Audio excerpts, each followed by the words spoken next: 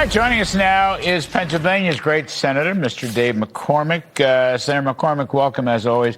Look, I don't want to, it's Friday, Christmas season. I'm very optimistic about the economy. I thought Mr. Trump gave a fabulous speech on Wednesday night. But I'm worried about the new year in the House and Senate. I'm worried that the appropriation bills you need will never get 60 votes.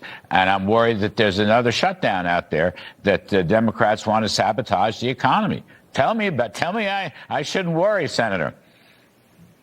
Well, hey, good evening, Larry, from snowy Pittsburgh. Listen, I'm torn because on one hand, as we look back on this year, what an incredible set of legislative achievements. The Working Families Tax Cuts, which did so much for our economy, so much for working families. Just yesterday, we passed the National Defense Authorization Act, $901 billion to rebuild our military, to make sure we can counter China, to make sure we're ready for the threats from transnational drug trade. So we've done so much, but it was very disappointing we didn't pass 5 appropriations bills. Had we done that, 90% of the discretionary spending would have been accounted for. It was at a level that was lower than the current continuing resolution, and the Democrats balked at the last moment. And we can't play politics with this. We've already shut down the government once, 43 days. What a waste of time, an epic waste.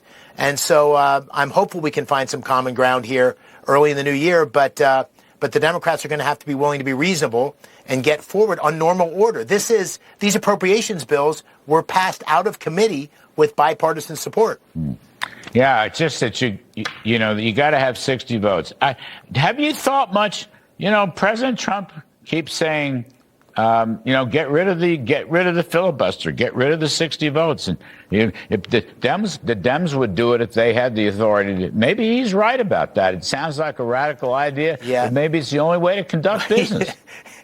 He's talked to me about it, and he's talked to a number of people about it. Listen, I campaigned very clearly against getting rid of the filibuster, right, because imagine a world right, with the Democrats in charge. We would have 4 senators from Puerto Rico and Washington, a Supreme Court that's stacked. But it's when you go through this government shutdown and this obstruction, it's tempting. And I think if the Democrats go down that path again, there'll be growing pressure to reconsider the filibuster. It's just inevitable. I mean, I want to see it all shift into reconciliation as soon as you can. That's just 51 votes. Yeah. But I'm told... Me too. I'd like to see another reconciliation, too. But I'm reminded, Senator, as you undoubtedly have learned, appropriations is a different game than reconciliation. Yeah, no doubt about it. But through the first reconciliation, we made an enormous amount of progress. And through the big, beautiful bill on things that Republicans have been talking about for decades. So there's an opportunity to continue with another reconciliation package, and we got to get the appropriations passed in the first month of the new year here. All right. Good luck, Dave McCormick. You're doing a great